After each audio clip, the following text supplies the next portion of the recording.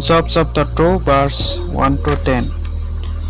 Sukuna hawa tongnai rok salsa haino hai subrayong bai malaina bagai phaiphiuka. Tei shaitan bo borok bai baksa oro phaika. Subrayong shaitan no hai hinui singka. Nung boroni phai. Shaitan subrayong no hai hinui saka. Ang ha sakao ahaino ora ura thangai tongo te ha kitingi no ang berai tongo. Subrayong shaitan no hai hinui singka.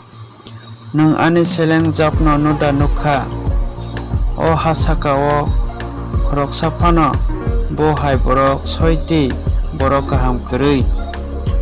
Bo ano suriwui tongo te mungsa phano samung hamya khlaiya.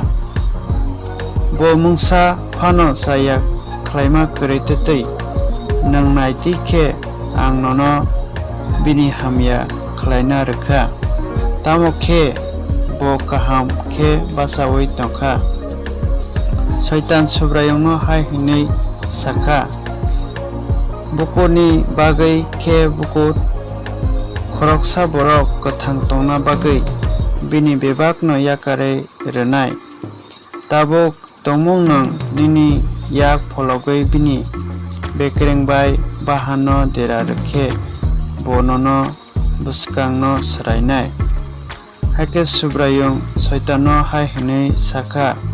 Do akon bo tabuk nini yaphao no tamo khe nung bono ta simi ta bwthadi.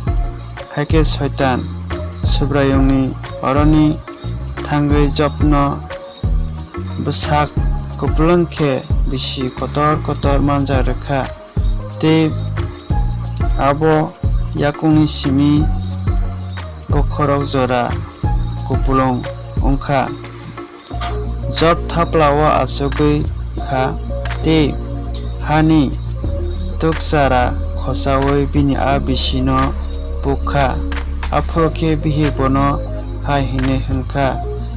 Nung tabo bot swkangni haino kwrak khe tongphu haida kaito no srai thuisidi.